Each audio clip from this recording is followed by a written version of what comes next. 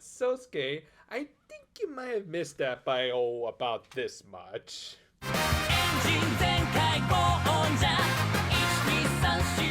We opened this week with Natasha complaining about their new general. I'm guessing she didn't appreciate the message she got from him for their wedding. At the same time, Tai had stumbled upon a sort of hero from the past. Well, better call Dr. K and tell her that Vildrax managed to take control of one of her Zords.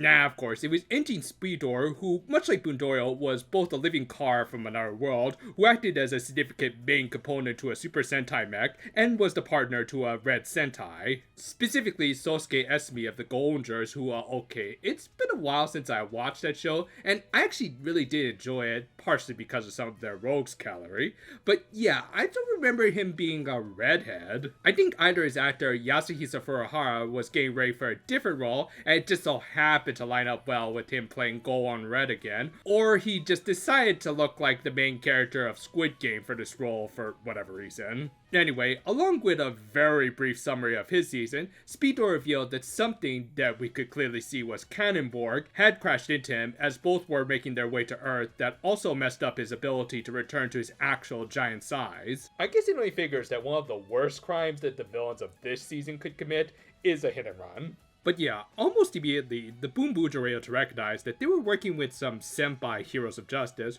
one of whom Joe was the first to meet with Sosuke, who wholesomely enough was helping a kid find his mom, that he almost immediately found after leaving him with the cop. That was another easy adventure for Spider-Man! Still, altogether a nice moment to remind us why this guy is a veteran Red. Though I will say, it is a bit of a wasted opportunity to not make a reference to how his team's Black was also a cop, but maybe they'll save that for a future episode or something. And speaking of bad cops, the monster of the week seemed to be themed around corrupt prison wardens who would torture their inmates. In his case, his form of torture was kind of legit. I mean, like, come on, you try walking around in those wooden clogs. They're difficult to balance on and dense as all hell to the point that you're gonna get blisters just from a few steps. Also, this guy might low-key have one of my favorite monster designs, as his head was so huge and also clearly very heavy to the point that the suit actor had to move the lower jaw himself to make it look like he was talking. That legit makes me laugh for how much extra work the poor actor has to put in just for this role.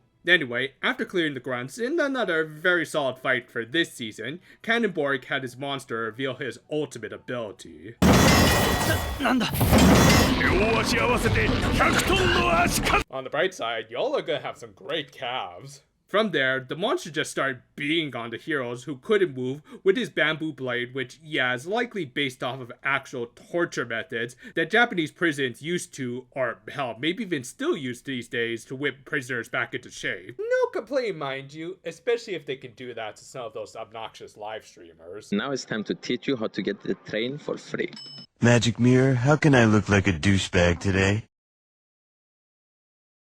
Fortunately, they were kind of saved by Speedor, with the Hashuan correctly pointing out that he kind of looked like Yaokar. That combined with Cannonborg's reaction might have hinted at a sequel to this episode, at least I hope. Now I especially want to see it after Sosuke joined in the fight. Yeah, unlike a certain perverted little brat appearing in one of the softest Precure seasons ever, this is the kind of crossover I could dig. As I said, it has been a good while since I've seen this series, so I did get an amazing sense of nostalgia when I saw Sosuke Henshin again, and then them playing his season's amazing opening theme. Like, I'm not exaggerating, when I heard that song after so many years, I actually bought it on iTunes. That said, I will say, I'm not a huge fan of Sosuke suddenly stealing the spotlight from his kohai. I mean, sure, I guess it makes sense since he's a veteran Sentai who I guess through sheer willpower would be able to move around in 50-ton weights on each of his legs. But it is still a little much, plus I have my doubts about him being able to hold on to his little toy car friend like this. That said, it was kind of made up for by this awesome combination finisher, with Tai taking control of a projectile Speedor. That's clever, and does allow the two car-based seasons to work together effectively. And thankfully, they also made sure to let him take part in the usual 3D highway chase, and in this case, it does make sense for the vets to show off a little more. From there, the final robot battle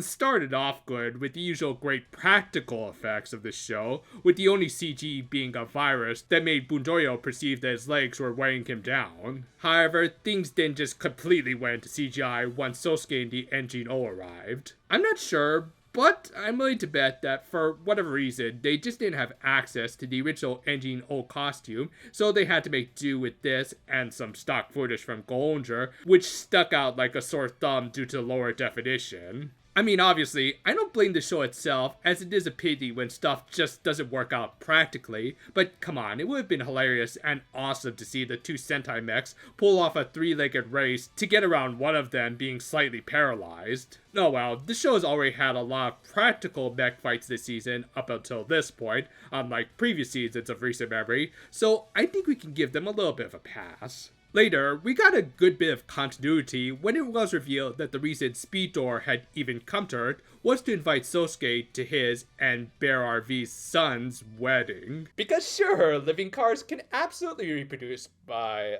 Don't ask! For God's sakes, don't ask! And yeah, this was a callback to Kaizoku Sentai Gokaiger, where the son, Mach Falcon, was introduced and acted as the Goenger's greater power. The other Goenger were going to meet them in the machine world, which again could act as a sequel hook for this episode. With that though, the episode ended with Taya taking a second to appreciate his own little robot car buddy. This was a fun little crossover between two similar themed Sentai seasons.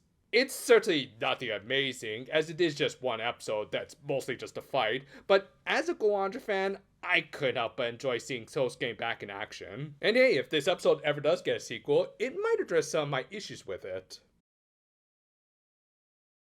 Yes, I know Boonboomger is a bit of a divisive season that was a bit too goofy for its own good, but I still really enjoyed it, especially its strong final arc, plus they did have some great movie crossovers. Here, I got a similar sense, albeit in a much more limited time and overall package. And as a crossover with an older season, I think it did most of what I needed to do, including giving us some of that nostalgia dopamine, calling back to previous storylines, and having a nice little handoff between the old and new teams. Granted, that last thing was a little hampered by the fact that Sosuke did the bulk of the work against the Monster of the Week, but it also didn't make the Boonboomger look incompetent at least. Not to mention, it was only against a basic Monster of the Week, so it's not like Hugto having the OG team do most of the work against a major villain. The other issue was the latter half of the giant monster fight, but again, that just might have been a victim of circumstance if the Engine O costume was just unavailable. And if anything, they also seem to hint at some deeper lore involving Yarkar and or Cannonborg,